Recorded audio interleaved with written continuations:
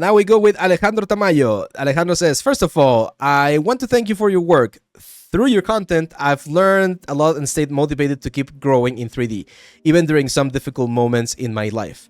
My name is Alejandro Tamayo. I'm originally from Cuba and currently living in Brazil. I'm self-taught 3D artist, and I started learning Blender in 2023.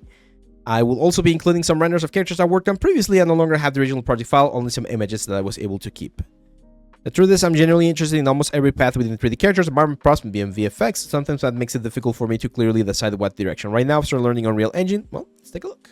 Okay, so Alejandro, some of these are nice. I like this one, for instance. Again, very blocky though, so not super complex in terms of modeling. Everything just looks like extrusions and bevels and insets, which is fine. I like your approach to texturing. It's interesting. A little bit too grungy in certain areas. Nice variation there on the roughness. You don't really need displacement. I'm not sure if you meant that this is like height information. I would probably take that one out. Emission is fine. Normal map, like, see those bands right there? That tells me that there's some issues on your bakes. That shouldn't be happening. Those like very, very intense lines, that's something that shouldn't be happening on your element. Same stuff with this one, man. I feel like you're trying, or you're playing it a little bit too safe, because it looks like you do know the basic like workflow of the 3D world. You know, render, texturing, UVs and stuff like that, but you're using or working with very, very simple elements. Okay, this is another example. Like, this is supposed to be brass, right? So if I look for a brass megaphone, I will guarantee you that there's no way we're gonna be finding brass that looks that yellow, right? This is an exercise that everyone should do, guys. Please, please, please do this exercise. When you're doing material stuff, go online and try to look for a picture reference that doesn't have too much color information. Try to look for something that's a little bit, you know, more like even this one right here, because I know someone's gonna be like, oh, that one's very yellow. Hey, let's take a look at this one. If we compare these yellows right here and you check the saturation on this one, 95 with a 69% brightness, and when you check with this one, look at that, 84 brightness. This is way too intense. So yes, you can have really bright yellows on your elements, but you need to learn to really balance this out, because as you can see, most of the other ones, like this one right here, this looks way more realistic.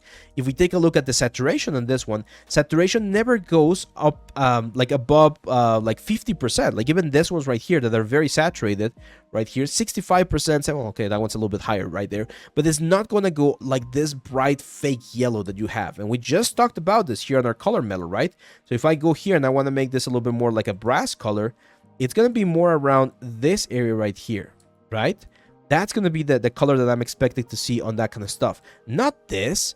That looks fake. That looks horrible. That looks like, I don't know, very plasticky. That's not what you want. You want to have something that looks a little bit more balanced, a little bit more interesting. So be very careful with something like this, okay? So my advice, I think one of the things that you're missing, Alejandro, is a little bit more, again, more on the texturing side of things. Modeling, you seem to be doing fine. I would definitely try to do more complex models. I see that you have a sculpt right here for a portfolio review. Nice. So yeah, I see you have some characters, but even in these characters, I'm definitely seeing some form issues that we need to work on. Like anatomy stuff. So if you're learning about ZBrush, if you're learning about like sculpting, we definitely need to keep polishing that. Anatomy, especially like some of like the anatomy forms right there, can use some work, and texturing.